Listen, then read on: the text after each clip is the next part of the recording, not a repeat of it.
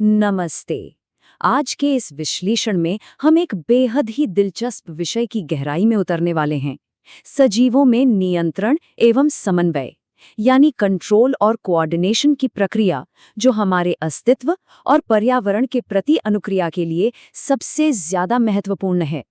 आज हम इसी तुलनात्मक यात्रा पर निकलेंगे और उन शानदार प्राकृतिक तंत्रों को समझेंगे जो जीवों को उनके आसपास के माहौल के प्रति प्रतिक्रिया करने में सक्षम बनाते हैं। अब इस चर्चा की शुरुआत हमें एक बहुत ही बुनियादी सवाल से करनी चाहिए।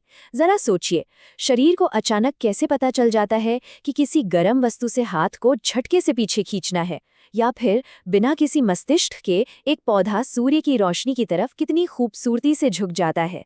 सच मानिए, ये सब कोई जादू नहीं है, बल्कि एक बेहद ही सुगठित और अद्भुत वैज्ञानिक प्रक्रिया है। तो चलिए आज की हमारी चर्चा की रूपरेखा पर एक नज़र डाल लेते हैं। सबसे पहले हम पर्यावरण के प्रति अनुक्रिया को समझेंगे। उसके बाद जंतुओं में तंत्रिका तंत्र और मानव मस्तिष्क की भूमिका पर बात करेंगे। फिर जंतुओं में रासायनिक समन्वय को देखते हुए हम पादपों यानी पौधों में गति, समन्वय, वृद्धि और पादप हार्मोन्स पर अपनी चर्चा को आगे बढ़ाएंगे। तो आइए सबसे पहले बात करते हैं पर्यावरण के प्रति अनुक्रिया के बारे में और देखते हैं कि जीवों में गति आखिर होती क्यों है। चाहे वो चूहे को देखकर तेजी से दौड़ती हुई एक बिल्ली हो या फिर अपना भोजन पचाने के लिए आराम से जुगाली करती हुई एक भैंस, हर एक क्रिया वास्तव में एक बहुत ही सावधानीपूर्वक प्रबंधित अनुक्रिया है। सजीव अपने पर्यावरण में होने वाले बदलावों का फायदा उठाने या किसी खतरे से बचने के लिए विशिष्ट ऊतकों का उपयोग करके ये नियंत्रित गतियां करते हैं। अब जानवरों में इन तुरंत होने वाली प्रतिक्रियाओं को प्रबंधित करने के लिए तंत्रिका तंत्र होता है, और ये तंत्रिका तंत्र विशिष्ट कोशिकाओं के एक अत्यधिक संगठित नेटवर्क से बना होता है, जिसे हम न्यूरॉन्स कहते हैं। अब यहाँ सबसे अहम बात यह है कि जब भी अचानक किसी गर्म आग की लपट को छुआ जाता है तो मस्तिष्क के गहराई से सोचने का इंतजार करने में बहुत समय लग जाएगा और तब तक शरीर को भारी नुकसान हो सकता है। इसलिए ऐसी स्थिति में शरीर एक स्थानीय विद्युतीय शॉर्टकट का उपयोग करता है। इसे ही हम प्रतिवर्ती क्रिया या रिफ्लेक्स एक्शन कहते हैं। इस पूरी प्रक्रिया को प्रतिवर्ती चाप या रिफ्लेक्सा कहा जाता है। कमाल की बात यह है कि ये मुख्य रूप से हमारी मेरुरज्जु यानी स्पाइनल कॉर्ड में स्थित एक ऐसा विकासवादी अनुकूलन है जो मस्तिष्क तक दर्द का एहसास पहुंचने से पहले ही पेशियों को सिकुड़ने का आदेश दे देता है। मतलब दिमाग को पता चलने से पहले ही बचाव हो जाता है। खैर, स्पाइनल कॉर्ड तो इमरजेंसी संभाल लेती है, लेकिन जटिल सोच विचार के लिए मानव मस्तिष्क की भूमिका सबसे अहम होती है। चूंकि केंद्रीय तंत्रिका तंत्र को एक मुख्य नियंत्रण केंद्र की आवश्यकता होती है, इसलिए हमारा मस्तिष्क बहुत ही स्मार्ट तरीके से कार्यों का बंटवारा करता है। अग्र मस्तिष्क सचेत सोच विचार, सुनने और देखने का काम करता है। वहीं मध्य मस्तिष्क और पश्च मस्तिष्क रक्तदाब और लार आने जैसे बैकग्राउंड में चलने वाले जरूरी कामों को संभालते हैं। और हाँ, अनुमस्तिष्क यानी सेरिबेलम शरीर की स्थिति और संतुलन को बिना हमारे सोचे ही बेहतरीन तरीके से मेंटेन रखता है। दिमाग और नसों की इस तेज वायरिंग को समझने के बाद अब हमें जंतुओं में रासायनिक समन्वय यानी केमिकल कोऑर्डिनेशन को भी समझना होगा। देखिए, शरीर में तंत्रिका तंत्र के विद्युत आवेग बहुत तेज तो होते हैं, लेकिन वो शरीर की हर एक कोशिका तक लगातार नहीं पहुंच सकते।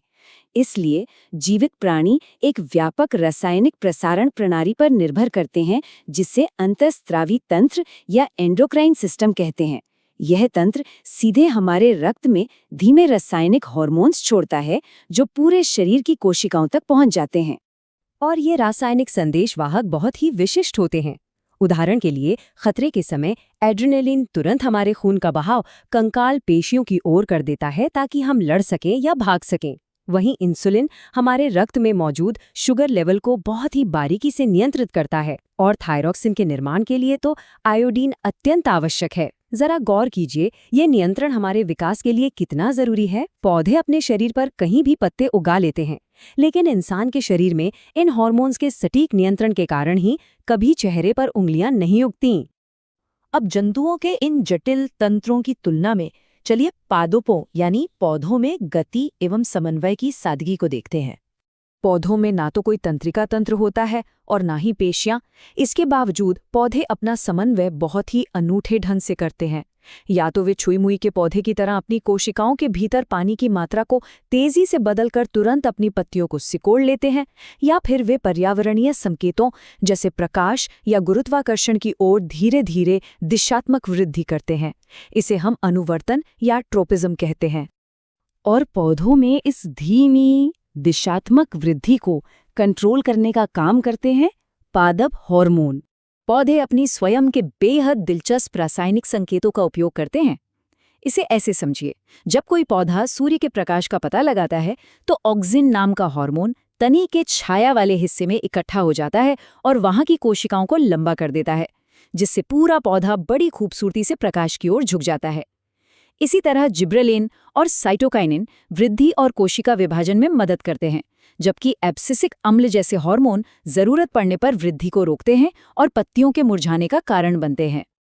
आज के इस विश्लेषण के अंत में ये बात सचमुच कौतूहल जगाती है कि जीवन हमेशा पनपने का एक बेहद सुव्यवस्थित तरीका खोज ही लेता है, चाहे वो जानवरों में मेरू रज्जु की तेज विद्युतीय वायरिंग हो या फिर किसी पौधे के तने के भीतर शांत रासायनिक विसरण।